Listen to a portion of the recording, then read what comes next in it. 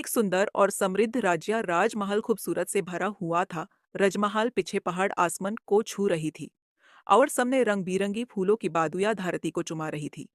इतनी खूबसूरत राज्य का राजा भला कैसे होगा? यही बटको नए प्रजा एक बार जरूर सोचते थे जब मालूम होता था कि इतनी सुंदर राज्य की महाराज बड़ा दयालु राजा है। राजगद्दी पर बैठकर अपना राज्य का भार को खूब अच्छी तरह से संभाला है। तब राज्य की प्रजा को चैन की नींद आती है। राजा का एक खूबसूरत राजकुमारी जो कि दिखने में बहुत खूबसूरत और परियों के जैसी दिखती है। मन चांचल और सुंदर हृदय में भरी हुई राजकुमारी है। मन में कोई घमान नहीं कि वो राजकुमारी है। एक वीर योद्धा के जैसे अपने पिता की रजपात को बहुत अच्छी तरह संभालते हैं। जितने सुंदर रूप उतानी बिशल उनकी रुदिया है। रजिया के समस्त प्राणी राजकुमारी को बहुत पसंद करते हैं। एक दिन राजकुमारी और उनकी सखियां ने मिलकर घोड़े की सवारी पर बैठकर पास के जंगल में घूमने चले थे। पक्षी की सुंदर आवाज कानों को गुज रही थी।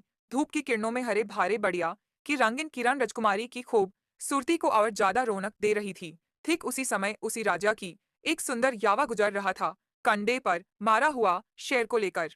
जैसे राजकुमारी की नजर यावा पर पड़ी, तभी राजकुमारी देखते रह गए। यावा बहुत बिरवन और सुंदर था। राजकुमार जैसे लंबा गोरा सहनशी था। राजकुमारी यावा पर मोहित हो उठी आको मन मन में प्यार करने लगी। राजकुमारी यावा के सामने खादी हुई और हाथ बढ़ाकर प्यार की इजहार करने लगी। विवाह की बात कहने लगी। तब यवक ने राजकुमारी को देखकर घबरा गया। मन मन में सोचने लगा कि क्या ये सपना तो नहीं, क्या मुझे मारने का कोई चल तो नहीं है। भगवान, आज ये क्या हो रहा है? अब मुझे महाराज छोड़ेंगे नहीं? हैरान होकर डरते डरते राजकुमारी को विवाह के लिए मना कर देता। परंतु क्या राजकुमारी मने वाली थी? यवा के हाथ पकड़कर रजमहल तरफ खींचते हुए लेकर आती और अपने पिता के सभा में आकर खड़ी हो गई। पिता को यवा की वीरता के बारे में बताती और यवा से विवाह करने की जीत करने लगती।